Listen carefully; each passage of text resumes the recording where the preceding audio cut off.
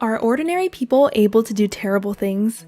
And if so, how many would give a strong electric shock to an innocent other just because they are following an order? To answer these questions, we can look at the controversial work of a man who just wanted to find answers to his family's horrific past.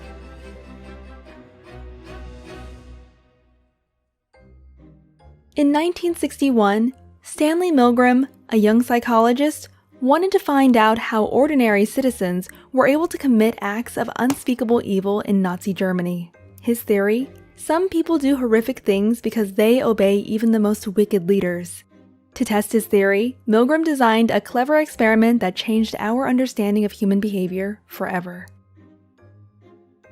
The Milgram experiment involved 3 people: an authority, called the experimenter, who was dressed in a lab coat to appear powerful, a volunteer, who was assigned to be the teacher, and a victim, the so-called student. The teacher was the test subject, whereas the experimenter and student were both actors. Following orders, the teacher would test a student who was sitting in another room by asking them questions. For every wrong answer, the experimenter would ask the teacher to inflict an electric shock, up to a life-threatening 450 volts. Before he began, Milgram asked his colleagues what they expected the outcome to be. Almost all of them agreed that only a few of the volunteers would obey and inflict electric shocks on innocent others. What do you think? Would anyone administer shocks higher than 300 volts? Milgram then advertised his experiment as a study on memory and learning at the campus of Yale University. People signed up without any idea of what they were really getting themselves into. The experiment began with the volunteers meeting the other participants. The volunteers then pulled a card to draw their role. Little did they know that they could only draw the teacher. Next, they would be given a sample of a light electric shock in order to experience firsthand what the others would have to go through. To start, the experimenter and the teacher were seated in one room, and the student was strapped to a chair in an adjacent room. The teacher and student were able to communicate, but not see each other.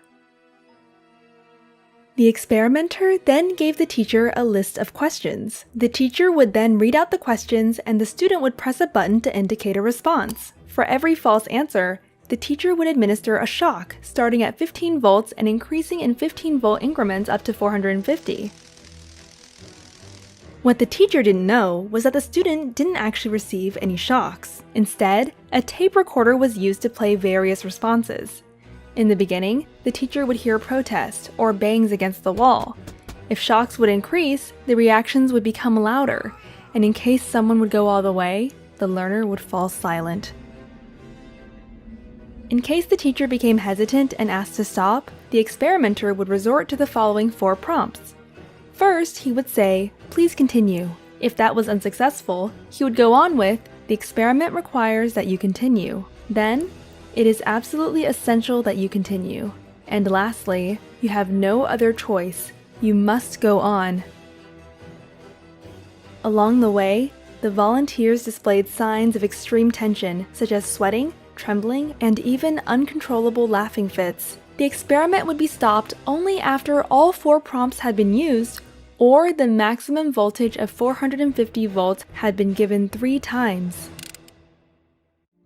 Milgram found that, of all participants, 100% gave at least 300 volts, and 65% went all the way to 450 volts. The experiment was later criticized for being unethical because it deceived innocent people into performing what seemed to be terrible acts of violence. However, his experiment was successfully replicated many times, involving different populations and leading to similar findings. Milgram himself left us with this to think about. It may be that we are puppets controlled by the strings of society. But at least we are puppets with perception, with awareness, and perhaps our awareness is the first step to our liberation. What do you think? Would you follow or question the orders if you were one of Milgram's participants? And what can we as a society teach future generations to help prevent horrific acts that can happen when ordinary people blindly follow an authority? Let us know your thoughts in the comments below.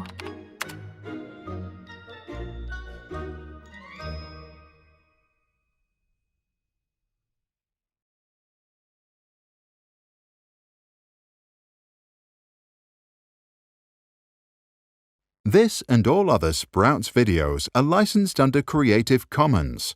That means teachers from all around the world can use them in classrooms, online courses, or to start projects. And today, thousands already do. To learn how it works and download this video without ads or background music, check out our website or read the description below. If you want to support our mission and help change education, visit our Patreon. That's patreon.com/sprouts.